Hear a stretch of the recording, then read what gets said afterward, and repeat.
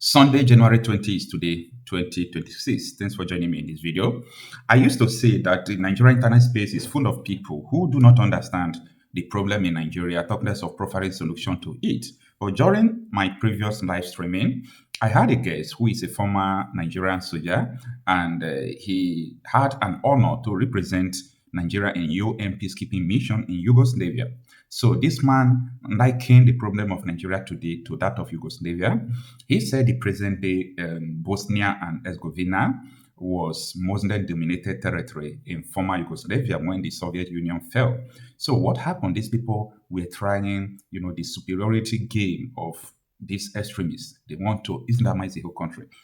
And the present day Slovenia or Slovakia, Croatia, all of them were shouting, and there was tension. The country was just directly going into a civil war before UN intervened, and they had a dialogue, and they were able to divide the country. Partition took place, and it was into 7 countries. Every ethnic group go their separate ways. Now, in the year 2021, I was in Croatia, so very peaceful and loving people. The majority of the Christians, they are Catholics. So there is nothing like tension of terrorism or Islamization, anything like that anymore. Does that mean that there is no single Muslim in Croatia any longer? That is not true. There are still Muslims there, but everything is peaceful. Does it mean that there is no Christian in Bosnia, where we have majority of them Muslims? That is not true. We still have Christians there, but now they have peace since they went to 7 countries. So pay attention to what this man said. I think in 1985, Ibrahim Babangida was the person that officially took Nigeria. And today, Nigeria is a member of the Organization of Islamic Congress. Where were the Christians when these things were going on? Where were the secularism of Nigeria that people are preaching today when these things were going on? Don't you know that when you attest or sign into a convention, you are part of it, and all the tenets derived from that convention that you sign is binding on you? Where were our people when we were in the military? Those of us were the junior officers. We do not have the authority to do or change anything in the hierarchy of the military command. Those that were saddled with the responsibility and decision making in the military were mainly from the northern part of Nigeria. The southerners cannot even speak. When you speak, you don't even have authority. Your words doesn't have any authority. Islamization of Nigeria has been there from Osman Danfodio. When Osman Danfodio died, his generations unborn and those that are coming now are carrying it out. You have been playing Olawumi's video. That is it Navy Commodore?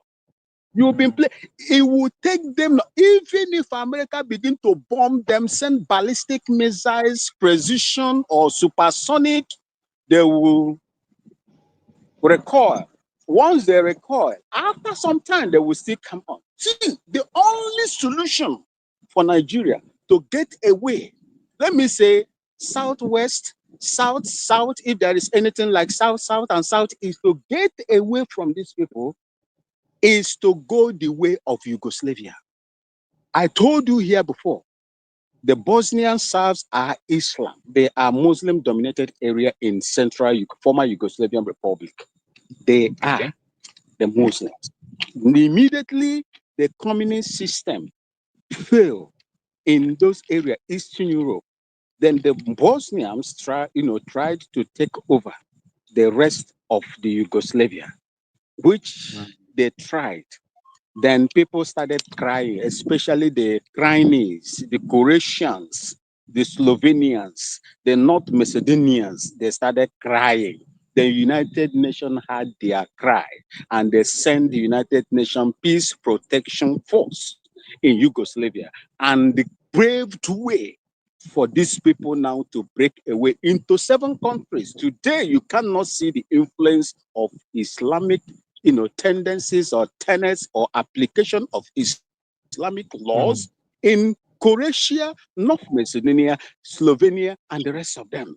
That is the only thing that is going to save Nigeria. If not, no matter how long we cry about it, these people are bound to do it. And remember that you have serious countries that have that are wealthy countries like Saudi Arabia, Turkey, Iran, Syria, all of them, even including Egypt, they are all wanting to see Nigeria Islamized.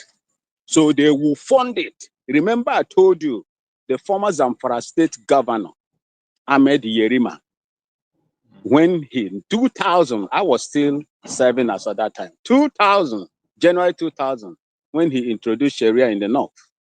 Go and check the people that were responsible for the funding and sending of so much, billions of dollars to fund him in order to actualize Sharia. And that is exactly what Nigerian people are seeing today. So the only way forward for you and my mother's ancestral land is to go the way of Yugoslavia. If not, Marcel, I swear to you, they will implement it. No matter how long it's going to take them, they are going to implement it. Go the way of Yugoslavia, and everybody will be peaceful. Thank you. Yeah, just the last question I want to ask you, sir. I know that you are close to the farm. Maybe you've got some work to do. Now, what is the step you've served? Like you are talking about Yugoslavia now, you have been there as a Nigerian soldier representing Nigeria in the UN peacekeeping in Yugoslavia. Then I don't know what you people went there to do, whether to stop them from fighting or whether to divide the country. I don't know. Maybe you explain to us better. But what I'm trying to say is that as Nigeria is now, many people are saying we need to divide. There will be partitioning. But what is the step you think that people should take? Like, what is the step towards this? You see, the only step I see there is you and I, the way we are talking here today. That is the only way. Sensitization of our people to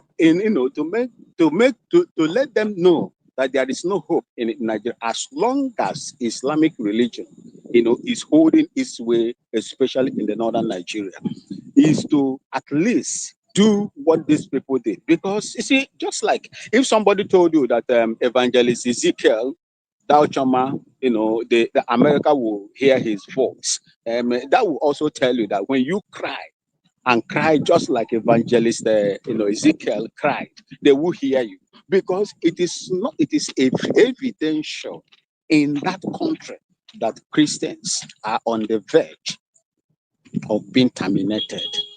They told you the issue statement, and don't take their statement with levity.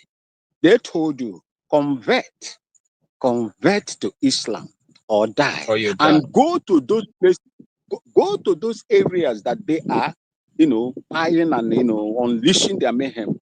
Check whether they are Muslim-dominated areas. These are Christian major. Let me just say, 97% of these communities are Christian-dominated areas. If you hear that they attack a mosque or they want to send a narrative to the world that, oh, it is not only Christians that are being killed, but their target is those people that they feel that don't belong, to their own religion. So the only way forward is for those that are concerned to begin to cry and let the world, those that make the decisions in this world, to understand that just like the Chinese, the Croatians spoke and shouted, and United Nations came in. That is the only thing. Without that, there will be no peace in that country. I swear to you, Master Okocha. Thank you so much.